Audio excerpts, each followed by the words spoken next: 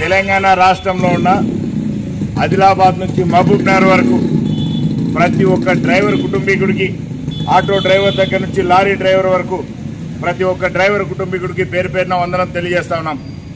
ఇవాళ తెలంగాణ రాష్ట్రంలో ఇవాళ మనం ఏరుకోరి తెచ్చుకున్నటువంటి గవర్నమెంట్ కాంగ్రెస్ గవర్నమెంట్. అన్న యనుమల రేవంత్ రెడ్డి గారిని ముఖ్యమంత్రిగా చేసుకున్నాం. ముఖ్యమంత్రిగా చేసుకున్న ఒక వారం కూడా కాలే, కొత్త సంసారం పెట్టినటువంటి వాళ్ళం. ఇంకా శోభనం రోజే పిల్లలు కొడతారా? ఇంకా ఈ దిక్కుమాలి సన్నాసి కొడుకులకు ఎందుకు తెలియదు?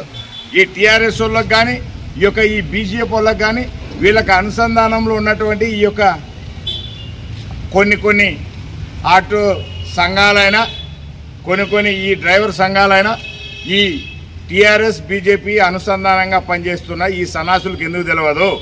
లేకపోతే ఈ టీఆర్ఎస్ వాడికైనా ఈ బీజేపీ వాడికైనా ఎందుకు తెలియదు? దమాక్ మోకాళ్ళల్లో పెట్టుకున్నారా? నేను అడుగుతున్నా. గతంలో 2014లో రాష్ట్రం విడిపోయి కొత్త రాష్ట్రం ఏర్పడ్డ తర్వాత కల్వకుంట్ల చంద్రశేఖరరావు అనే సన్నాసి కొడుకు ముఖ్యమంత్రి అయ్యిండు.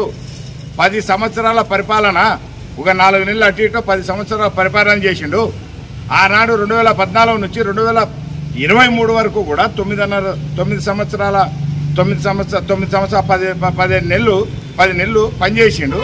మరి ఆ రోజున ఓలా, ఊబర్, ర్యాపిడ్, పోర్టర్ అనే కంపెనీలు, ఈ యొక్క ప్రైవేట్ యాప్ బేస్డ్ సంబంధించినటువంటి కంపెనీలు ఇక్కడున్న తెలంగాణ రాష్ట్రంలో రవాణా కార్మిక చట్టాలకు అనుసరించి నడవాల్సినటువంటి ఈ యొక్క ప్రైవేట్ యాప్ బేస్డ్ కంపెనీలని మరి వాళ్ళకి తెలంగాణ రాష్ట్ర రవాణా కార్మిక చట్టాలను వాళ్ళకి దారాదత్తం చేసి మా నోర్లు కొట్టి ఎంత మొరపెట్టుకున్నా విన్నటువంటి ఈ కల్వకుంట్ల చంద్రశేఖరరావు ఈ తెలంగాణ రాష్ట్ర ఆనాడు ఉన్నటువంటి ప్రభుత్వంలో ఈయన ముఖ్యమంత్రిగా ఉండా, కేంద్రంలో బీజేపీ ప్రధానమంత్రిగా నరేంద్ర మోడీ ఉండా.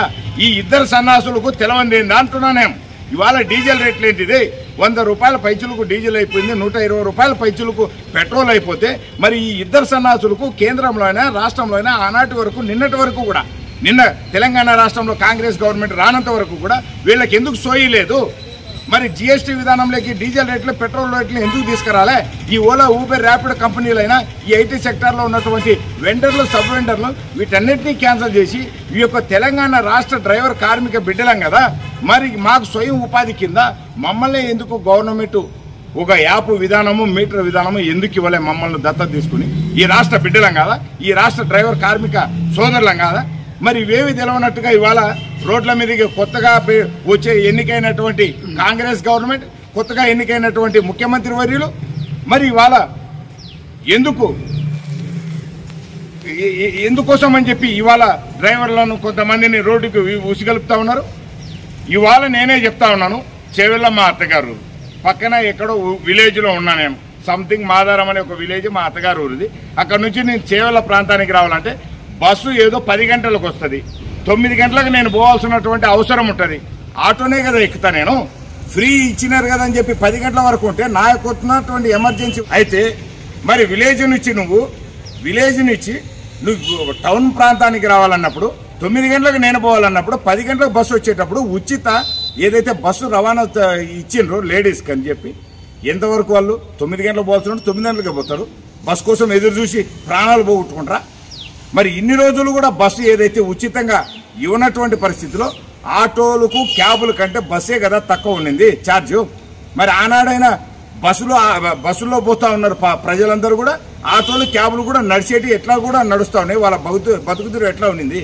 ఇవాళ ఏదో కొత్తగా ఇక డ్రైవర్ల నోరు కొట్టేసినట్టుగా ఈ బీజేపీ, ఈ యొక్క టీఆర్ఎస్ సన్నాసులు అందరూ కూడా రోడ్ల మీద కొంతమంది డ్రైవర్లు వీళ్ళ గుత్తేదారులు పంపించి గవర్నమెంట్ మీద దుమ్మెత్తి పోసే రకంగా చేస్తాను. ఇవాళ కొత్తగా పెట్టినాం రా నాయన సంసారం పెట్టిన వెంటనే బిడ్డలు కొడతారా ఏంది? ఏ ఊర్లో నేర్చుకున్నారు?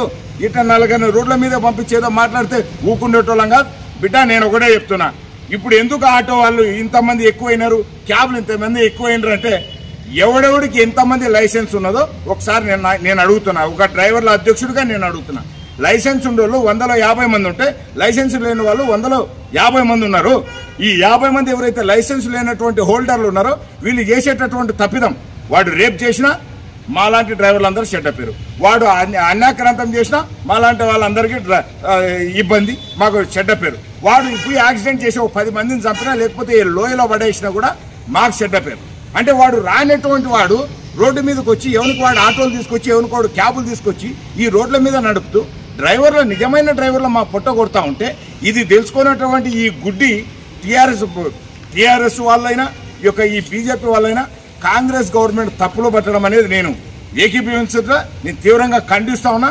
డ్రైవర్లకు ఒక్కటే చెప్తా ఉన్నా, బస్సులు అనేటివి ఎప్పుడైతే బస్సు ఆటో పక్కన పెట్టుకుని ఎక్కడా కూడా కిరాయిలు దోల్లే బాడిగలు దోల్లే బస్సు రానటువంటి గ్యాప్ ఏదైనా ఉంటుందో ఆ గ్యాప్లో ఆటో వాడు తీసుకుపోతుండే మా డ్రైవర్ కుటుంబీకుడు ఆటో నడుపుకుంటున్నా.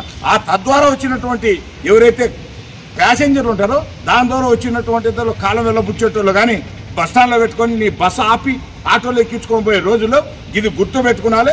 ప్రతి ఒక్క ఊర్లోనైనా హైదరాబాద్ సిటీలో నేను ఈ ప్రాంతం నుంచి ఒక ప్రాంతానికి పోవాలన్నప్పుడు 30 రూపాయలు టికెట్ ఉండేది మొన్నటి వరకు కూడా. మరి అలాంటిది 30 రూపాయలు ఫ్రీ చేశారు. అదే నేను ఇటు నుంచి ఒక 5 కిలోమీటర్లు పోవాలంటే క్యాబ్కు వచ్చేసి 300 రూపాయలు ఇవ్వాలి, ఆటోకి అయితే 200 రూపాయలు ఇవ్వాలి. ఈ 200 రూపాయలు గతంలో ఉండే ఇప్పుడు ఇదే ఉండే. 30 రూపాయల కోసం అయితే 200-300 రూపాయలు ఎవరు పోలేరు కదా. మరి ఇదే ఆలోచించాల్సిన అవసరం ఏంటిదంటే ప్రతి ఒక్క యూనియన్ నాయకుడిని తొందరలోనే కలుపుకొని అందరి విధంలో కూడా ఇప్పుడే ముఖ్యమంత్రి వారు ఎక్కిండ్రు, ఆయన కూడా ఆయన శాఖలు చూసుకునాలి, ఆయన కూడా ఆయన షీట్ ఏం జరుగుతుందో కూడా చూసుకునాలి. ఉన్నటువంటి శాఖల మంత్రివర్గ విస్తరణ అన్నీ కూడా జరగాలి. ఆయన తీరిక ఉంటుంది. 2-3 నెలల తర్వాత ప్రశాంతంగా రేవంత్ రెడ్డి గారిని కలుస్తాం, ముఖ్యమంత్రి గారిని కలుస్తాం. అన్ని యూనియన్ సంఘాల వాళ్ళని తీసుకుపోయి డ్రైవర్లకు ప్రతి ఒక్క విషయం కూడా డ్రైవర్లకు అన్ని విధాల మేలు జరిగే విధంగా కార్మిక రవాణా చట్టాలు మనకు అమలు అయ్యే విధంగా ఇక్కడ ఉన్నటువంటి ఓలా ఊబర్ ర్యాపిడ్ కంపెనీలు తీసేసి ఈ స్కూటర్లలో కిరాయిలు తోలుతా ఉన్నారు. వీటన్నిటిని కూడా క్యాన్సిల్ చేయించి డ్రైవర్ కుటుంబీకుల కోసం ఎటువంటి అవకాశం ఉన్నా కూడా వదిలిపెట్టకుండా నా వంతు బాధ్యతగా నిత్యం నిరంకుశం ఆరాటపడి పోరాటం చేస్తా సాధించుకుంటాం తప్ప గవర్నమెంట్ కొత్తగా ఎన్నుకున్న గవర్నమెంట్ దుమ్మెత్తిపోస్తే మాత్రం సహించి ఊరుకొని కబద్దారు బిడ్డ. 10 సంవత్సరాలుగా నిత్యం జైళ్లలో మగ్గిపోయేటట్టు 300 కేసులు పెట్టిన ఈ సన్నాసి కొడుకులు ఇవాళ కొత్తగా ఏదో చెప్తున్నా చూసినావా, అన్నం పెట్టలేనోడు పిన్నమ్మకు వడ్డానం కొనిస్తా అన్నాడట.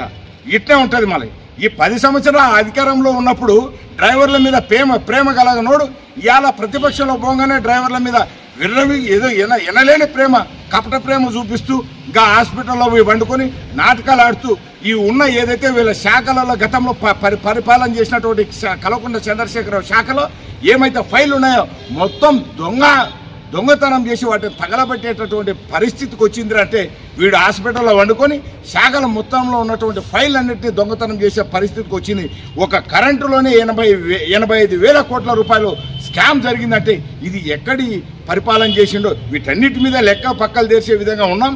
దీనికని ఇవి మాసిపోవాలని చెప్పి డ్రైవర్లను వీళ్ళను రోడ్డు మీదకి రమ్మని ఏదో మాయ మాటలతో ప్రజలందరినీ డైవర్ట్ చేయాలని చూస్తే ఇది పద్ధతి కాదు, సబబు కాదు. మేము బరాబర్ అన్నింటినీ ఎదుర్కొంటాం. బద్దలకు బగులుతాయి బిడ్డ. కబద్దర్ కేసీఆర్ అయినా ఇంకా బీజేపీ అయినా ఇంకెవడైనా వాడిని తాత దేశములు దిగి వచ్చిన బిడ్డ కాంగ్రెస్ గవర్నమెంట్ ఈక కూడా వెరకలేరని కూడా చెప్తూ తెలియపరుస్తూ ముఖ్యంగా ఎవరైతే దొంగ సంఘాల వాళ్ళు డ్రైవర్లు రెచ్చగొడుతున్నారో మీ బద్దలు బగులుతాయని కూడా హెచ్చరిస్తున్నా ఈ వీడియో ద్వారా. జై డ్రైవర్ అన్న, ధన్యవాదాలు మిత్రులారా.